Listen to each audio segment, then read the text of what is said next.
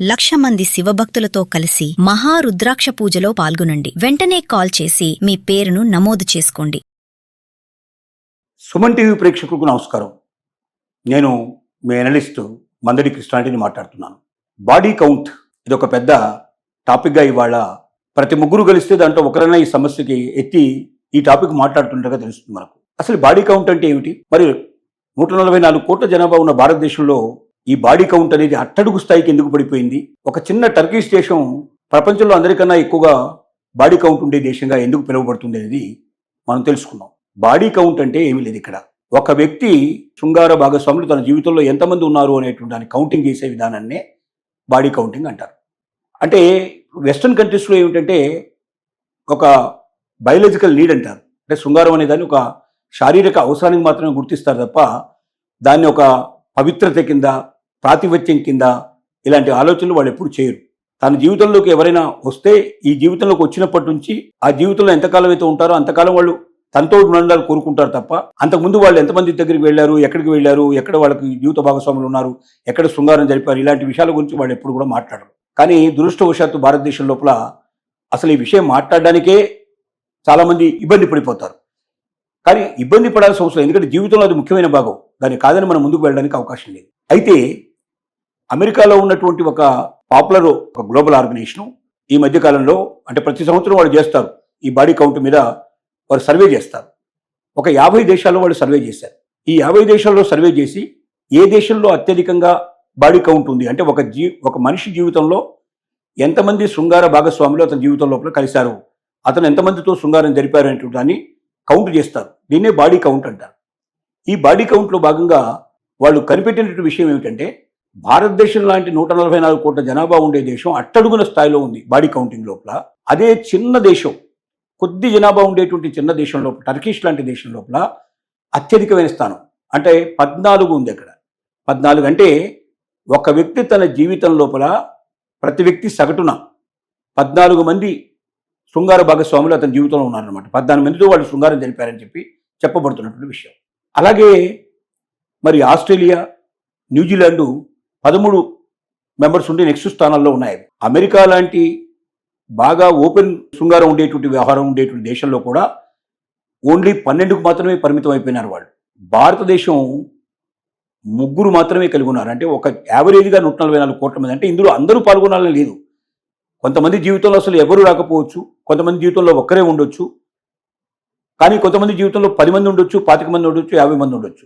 యావరేజ్గా తీసినప్పుడు దేశ జనాభాతో మొత్తం టోటల్గా లెక్కిస్తే భారతదేశంలో ఉండేటువంటి ప్రతి మనిషికి యావరేజ్గా 3 శృంగార భాగస్వాములు ఉండేటువంటి అవకాశం ఉంటుంది, 3తో గడిపే అవకాశం ఉంది అనేది తేల్చి చెప్పారు వాళ్ళు. మరి లక్షల జనాభా ఉండేటువంటి టర్కిష్ లోపల 14 మంది బాడీ కౌంట్ తేలడం ఏంటి? ఒక వ్యక్తి జీవితం లోపల 14 మంది జీవిత భాగస్వాములు శృంగారం చేసేటువంటి వాళ్ళని తేలడం ఏంటి? 144 కోట్లు ఉండేటువంటి భారతదేశం లోపల మరి 3 అని తేలడం ఏంటి? ఇది కారణాలు ఏమిటని మనం పరిశీలిస్తే ఎక్కడైతే ఫ్రీడమ్ ఉంటుందో, అంటే శృంగారాన్ని గురించి మాట్లాడుకోవడం కానీ, శృంగారం సంబంధించినటువంటి ఎడ్యుకేషన్, సెక్స్ ఎడ్యుకేషన్ ఏదైతే ఉందో స్కూల్స్లో, కాలేజెస్లో అన్ని చోట్ల ప్రవేశపెట్టడం లాంటివి జరిగినప్పుడు, లేక దాని గురించి ఫ్రీగా మాట్లాడుకున్నప్పుడు, అది తప్పు కాదు, అది నేరం కాదనే భావన కలిగినప్పుడు ఆయా దేశాల లోపల దానికి ఎక్కువ ఇంపార్టెన్స్ ఇస్తున్నారు, ఎక్కువ మంది కలిసే ప్రయత్నం చేస్తున్నారు. అందువల్లనే ప్రపంచ దేశాల లోపల 50 దేశాలు తీసుకుంటే యావరేజ్గా భారతదేశం, చైనా, ఏషియన్ కంట్రీస్ ఏవైతే ఉన్నాయో ఈ ఏషియన్ కంట్రీస్ లోపల ఎక్కువ భాగం ఏంటంటే 3-4 కన్నా యావరేజ్ రాలేదు. అంటే ఏషియన్ కంట్రీస్లో ఏముంటుందంటే కొంచెం వివాహ వ్యవస్థ, దీని లోపల ఒకరికొకరు మాత్రమే జీవిత భాగస్వామిగా ఉండాలంటూ కోరిక, కాంక్షలతో ముందుకెళ్తున్న పరిస్థితి. అందువల్ల ఇక్కడ తక్కువ ఉంది.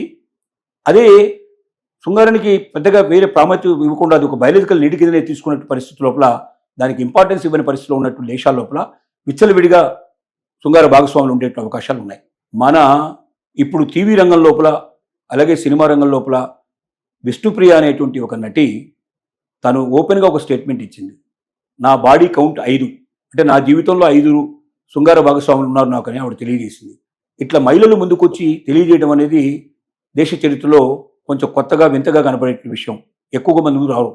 ఇదే ఫారిన్ కంట్రీస్లో అయితే ప్రతి ఒక్కరు తను ఓపెన్గా చెప్పేస్తారు, ఎంతమంది ఉన్నారు ఏమిటో చెప్పేస్తారు. అక్కడ దానికి అసలు ప్రాబ్లమే లేదు. భర్తకు తెలుసు, భార్యకు తెలుసు. అంతకుముందే వాళ్ళు చిన్నప్పుడే స్కూల్ ఎడ్యుకేషన్ జరిగేటప్పుడే చాలామంది తన యొక్క కన్యత్వాన్ని పోగొట్టుకుంటారు. అక్కడ పురుషులు కానీ స్త్రీ కానీ.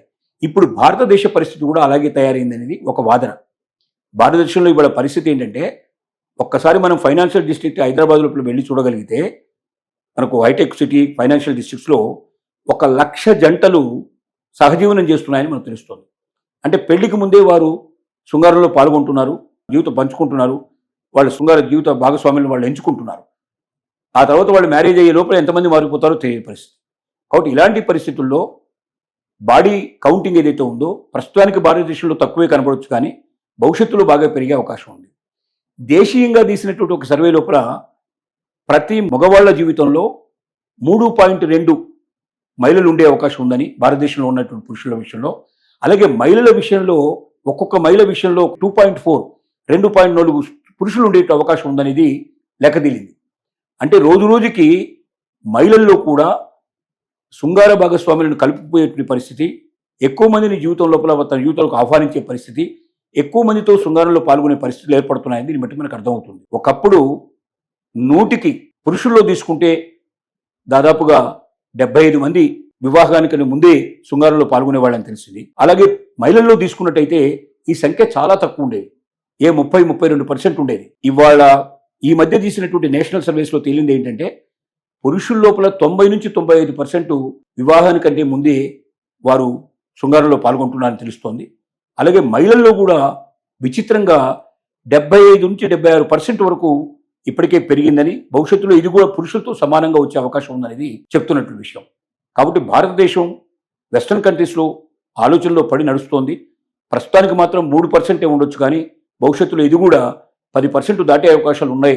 ఆ స్థితి ఇంకెంతో దూరం లేదు, కొన్నేళ్లు మాత్రమే పడుతుందని చెప్తున్నారు.